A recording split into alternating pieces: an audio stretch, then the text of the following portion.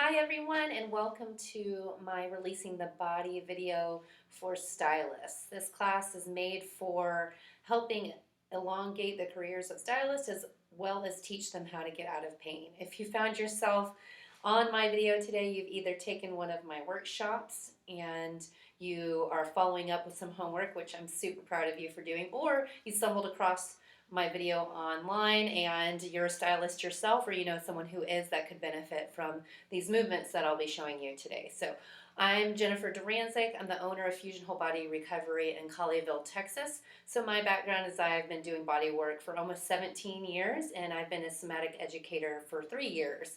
So what I do is I actually not only work on people on a daily basis, but then I also teach them how to retrain their brains to let go of habitual tension that has led to their chronic pain and injury. And as we know, stylists tend to do the same thing all the time, and that's to bring their arms up and work on people. And I always joke too, you get the wandering clients as well, that you'll be working on them and they slowly drift, and then you end up compromising your body in the meantime. So what I want you to think about during these movements is that the point of these movements is we're retraining your brain of letting go of that 8 to 10 hour day that you had.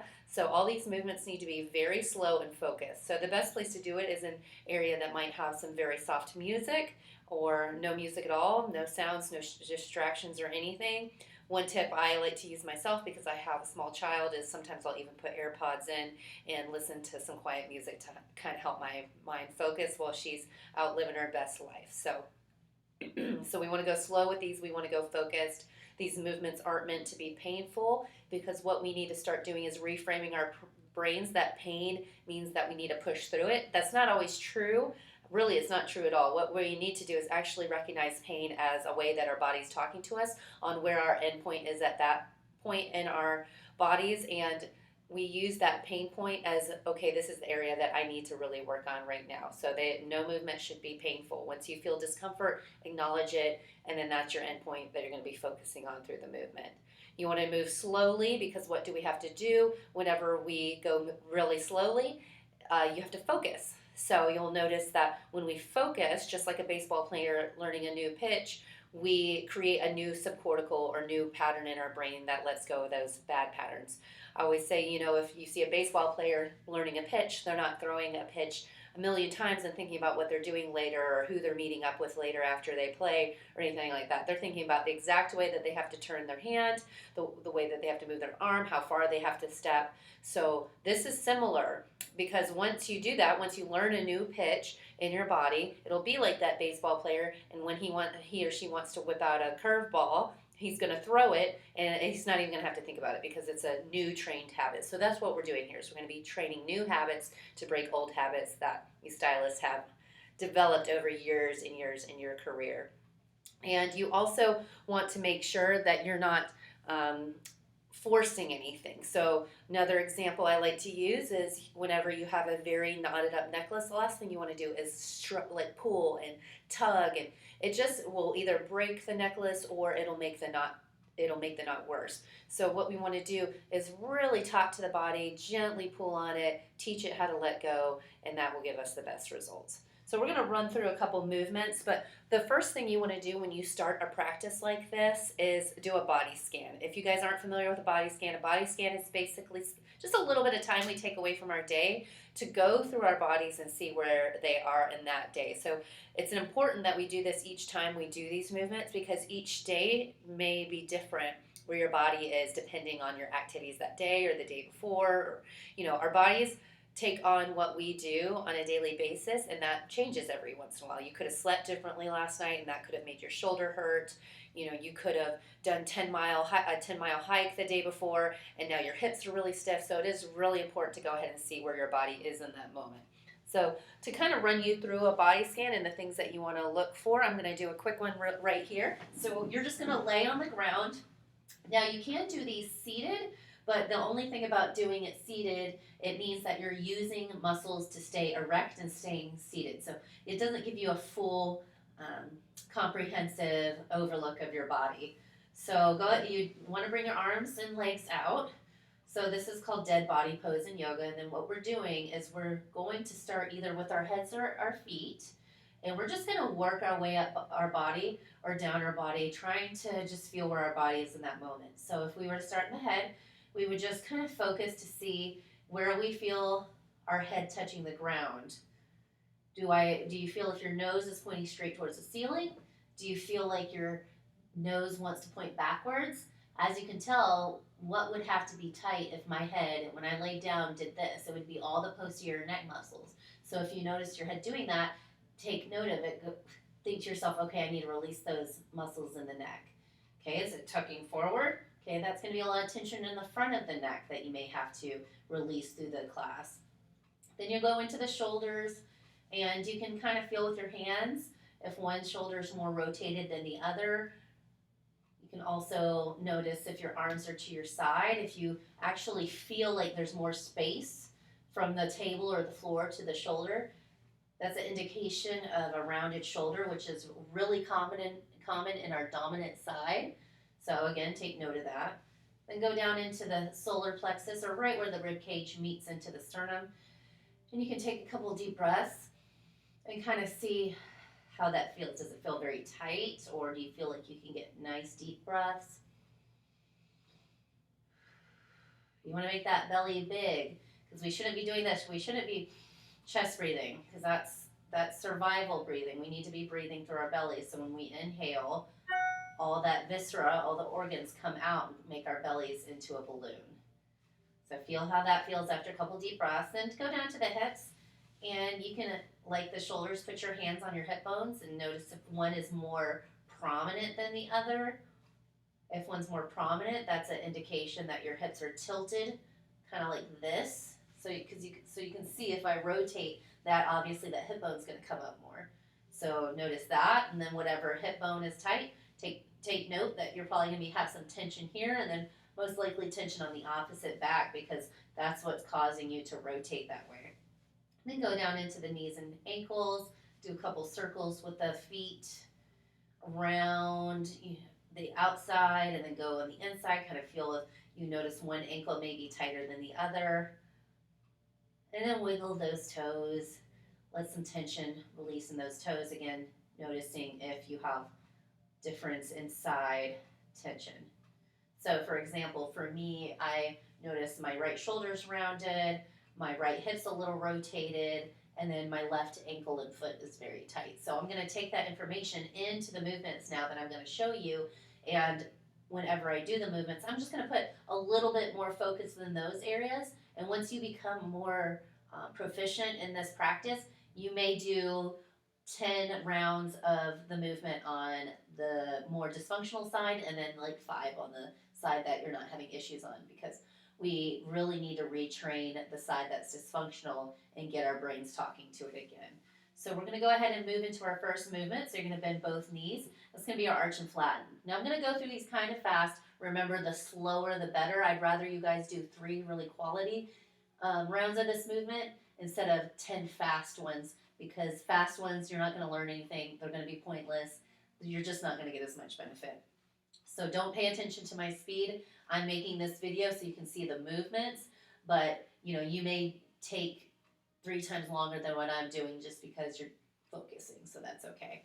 So an arch and flatten is meant to release our mid-body, which will help our posture. So for stylists, for example, when you're stooping over for long periods of time, you're rounding, if you're working over people, you're going to kind of get stuck like this. So what do you do when you stand up? In order to stand straight, you overarch your back to stand straight. So we're going to release this whole mid-body here, because that's going to help improve our posture, and it will alleviate a large amount of pain by default, because we're releasing our midline, which everything else will just be happier for. So you're going to bring your arms to your side with your palms up, and all we're going to do is I'm going to have you pretend like there's a rolling pin in your hips, and we're going to arch the back and roll the rolling pin downward, pressing the tailbone down into the table. The arch of the back is becoming higher. So we're engaging everything in the back, and then simultaneously opening up everything in the front, and then you're going to slowly release. Okay, so do that again, but we're going to do an inhale. So inhale in. I'm making that belly big, which is going to help me open up more. And then in On the opposite, help me contract more, and then slowly release. So if you notice any tension in the back when you do that, stop and go, I feel you. And then when you release the movement, just let it release. And as you go through it, think about that. I'm going to engage that area. I'm going to release that area. I'm going to engage that area. I'm going to release that area. And you're going to notice that area is going to soften and not cause any discomfort anymore. Okay, so the second half of the movement is the flatten. So we're just going to take that rolling pin and roll the opposite direction. So we're going to tuck the pelvis, and this time you do it on exhale. So inhale and neutral, exhale. Because I have to engage my abs to inhale or exhale. I'm going to tuck my pelvis, rounding it up towards my head.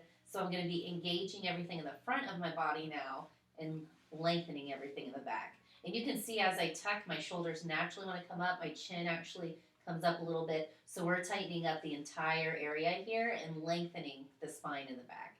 And then slowly ease off of that. So to see the full move itself, it's inhale in, arch the back, slowly ease off, let your body melt down into the ground like butter. Inhale in neutral, exhale out and tuck.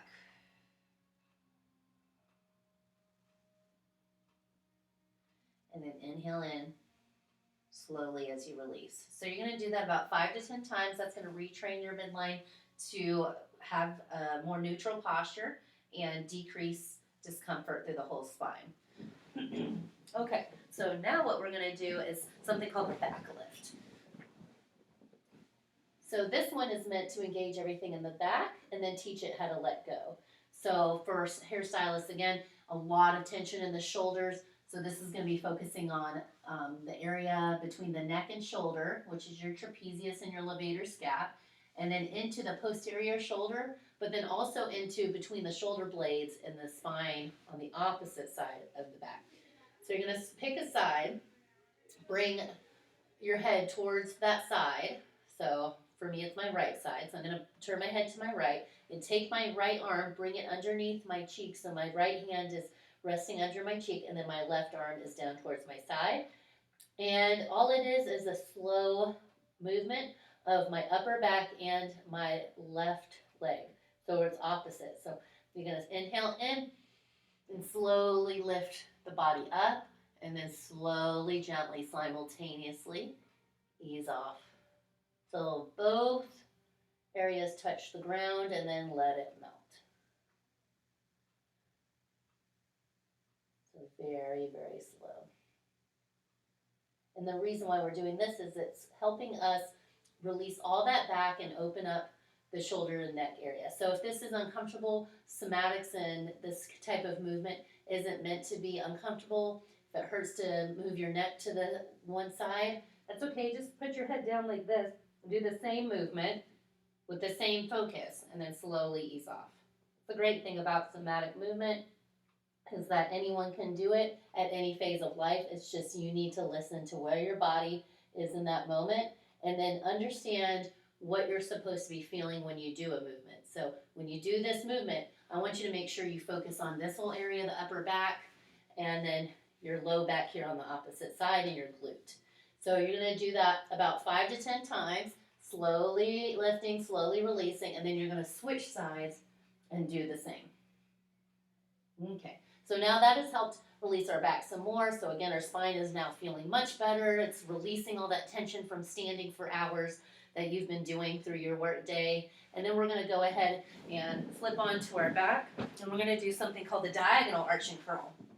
So we worked on moving front and back, and releasing our spine that way, but now we need to focus on opening up diagonally so we can rotate. So again, most of us are dominant on one side, so we're continuously turning and working on one side. Stylists, you're most likely find yourself rotating and working in your most comfortable position. People at computers, they may have their computer set up to one side or the other, so they're consistently turning to one side. So you're going to end up getting a lot of tension that's preventing you from rotating properly. So you're going to bring one hand behind the head. So I'm going to bring my right hand behind my head. I'm going to grab my left knee with my left hand, and it's just like the arch and flatten. So we're going to inhale in, arch the back, Slowly up, ease off, and release. And then inhale in neutral. Exhale and start to tuck.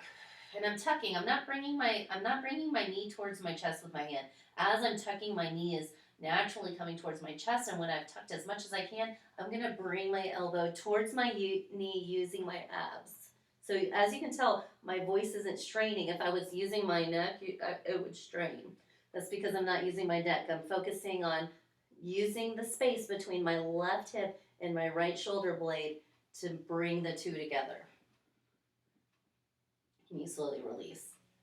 Another thing you can focus on is as you're arching your back, I'm going to focus on bringing my right shoulder down towards my left hip diagonally. And then slowly ease off of that, release that. And then as I inhale and exhale and start my tuck, tuck, tuck, tuck, tuck, I'm opening up that space between my shoulder blade and my hip. So I'm increasing mobility of my shoulder blade, of my rotation, and I'm opening up everything in the front of my body diagonally and the back of my body. Not only opening, but I'm also learning to control them because I'm going slow and I'm teaching them how to both contract and relax on the front and back. So another really powerful movement. Okay, once you've done that, let's go ahead and get into our side curl. So this is meant to help open up this area. This is what causes a lot of people to have, the hip shift like this where you're leaning to one side and you feel like you're walking lopsided. If you tend to sit and work on that, or, again, as stylist, you might be lifting, you might be shifting towards one hip more than the other, and then you end up with back pain and discomfort. So the side curl is really going to help. So you're going to go ahead and get on your side here.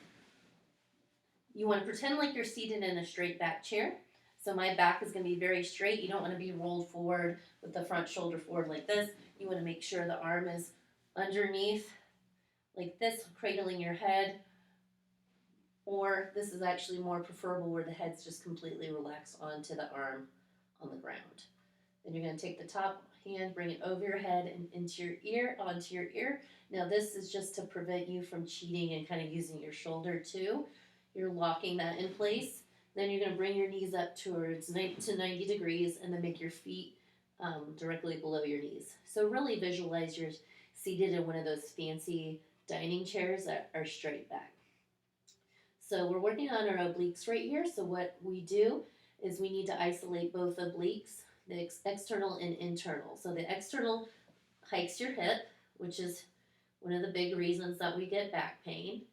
Because what happens when we hike a hip, it compresses the discs on that side, and then where do those discs go? They bulge out to the other side, and we can get things like sciatica. So the external obliques are in charge of that. Then there's the internal obliques. We're in charge with rotating our hips forward. So we need to do both in order to accomplish what we need to with these movements.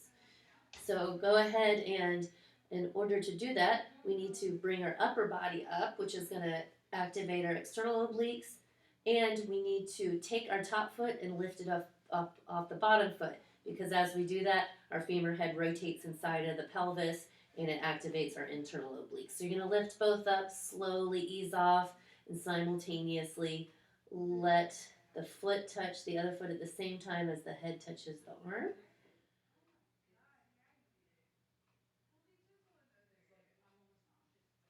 And again, imagine you're an accordion. So I'm crunching up, slowly easing off, and then I'm teaching my side body how to let go of that tension that I have built over the years, or through the day, or through trauma, like car accidents or falls. And you're going to do that. So you're going to repeat that about 5 to 10 times. This one's a fascinating one because then if you lay on your back and you lay your legs out straight and put your heels together, you're going to notice the side that you just released, the upper side, is going to be longer. So then you'll want to flip onto the other side and do the same movement to even them out. So, it's great because you get to impact your own body and release your own body. So now that we have our mid-body happy, we have our spine happy, we've taken care of the midline, now we can start working into the shoulders, which are a huge issue with stylists because it's like the major area you work. So to kind of show you what we've already accomplished through the movements that we have, most of my clients have some rounding in the shoulders. And then how do they stand up straight? They go ahead and do this as well. So then you've got tension here and you've got tension here. And then they might be adding a little bit of side body stuff like this right here. So what we just did was we released the back through the arch and flatten and the back lift. And then we also opened the shoulders because we opened up this midline. And then we've released that side body and evened out the hips again. And now we can, as you can see with my posture now, I'm standing on my feet more evenly. My shoulders are less rounded. So I'm going to get way more benefit now moving out to my extremities, which are going to be my shoulders and my neck. Okay, so what we're going to do is we're going to get into a doorway. And if you don't have a doorway, it's fine. You can also use like a, any kind of pole or something that you may have, just anything where you can get your arm to brace against something.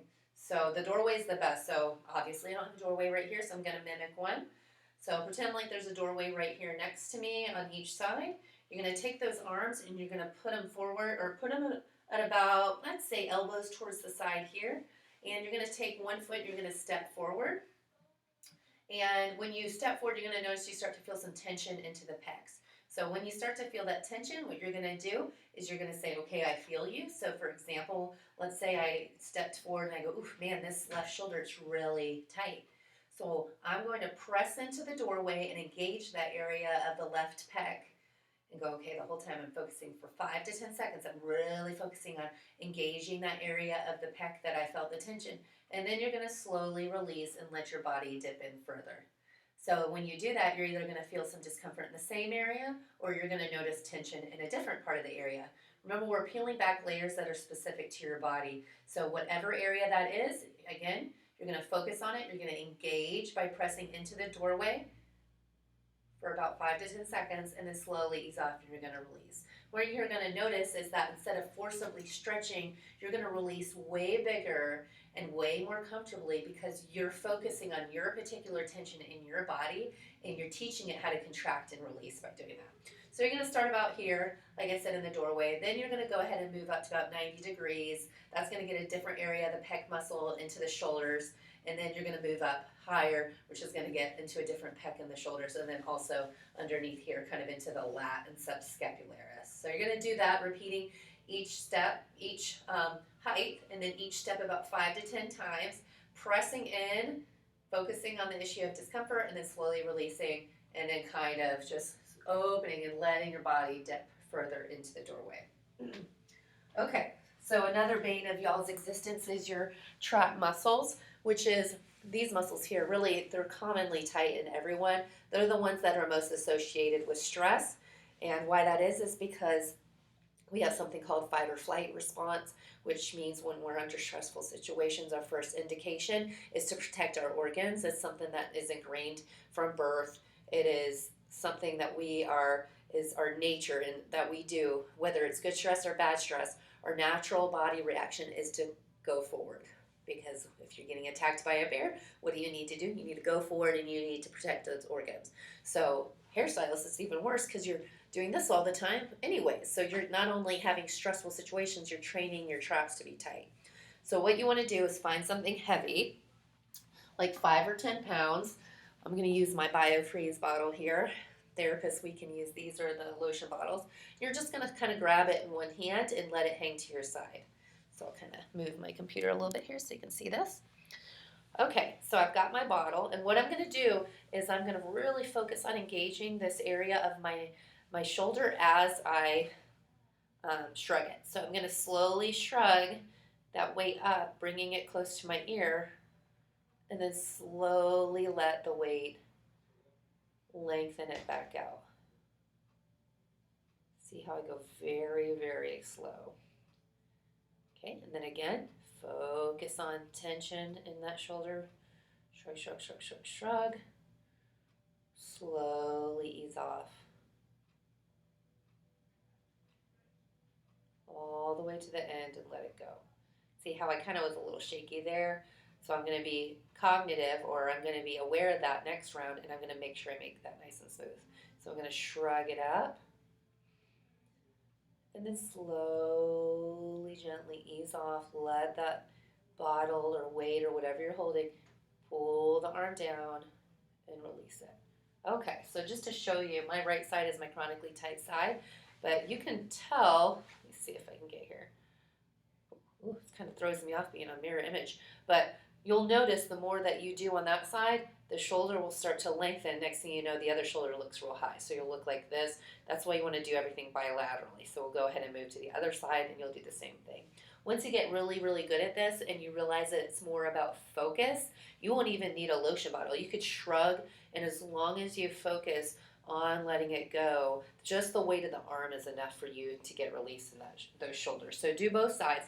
Then you go from here to here. You're like, okay, great, I'm feeling awesome. Shoulder pain's already like way better, but you also get neck pain. So we're going to take the same kind of theory that we were doing with the doorway opening stretch, somatic movement more rather, and you're going to do it with your neck. So sit on one hand. That's meant to anchor your shoulder down so you're not doing one of these things as you're moving your neck and kind of shrugging your shoulder. So sit on it. You're going to take the other hand, you're going to grab the opposite ear, so the same side that you're seated on. So just doing that, you're going to feel a little tug here. So we're not going to pull with the hand at all right now. We're just going to place it on there. That's going to apply enough pressure that we're going to be able to use it. So we're going to start by looking at the armpit on the side of the hand that's on our ear, and we're going to press back into our hand for, again, 5 to 10 seconds, pressing into the hand, focusing on the discomfort in that side that we're opening, and then slowly ease off and just let the weight of the hand bring it towards the armpit more. So for me, as I'm doing it, I'm feeling a lot of stretch right here. So I'm going to press back into my hand, focusing on using that exact area, and then slowly release, and we're going to get farther. So you're going to look at your armpit, do that movement about 3 to 5 times. Then you're going to look at your shoulder, same thing. Press back, slowly release. And this is going to be working more into the medial scalene, which is here. So it's going to help you with the forward head posture. It's going to help you sit up straighter and take a lot of that discomfort out of the neck that also causes migraines and tingling and numbing into the hands. And then so you're going to do that one looking at the shoulder 3 to 5 times. Then you're going to do the same move looking up at the sky 3 to 5 times. So pressing back into the hand for about 5 to 10 seconds, slowly easing off, and then gently pressing and stretching. So you're going to do that, each one of those on one side, and then you're going to flip to the other side and do the same. So by now we've gone from this posture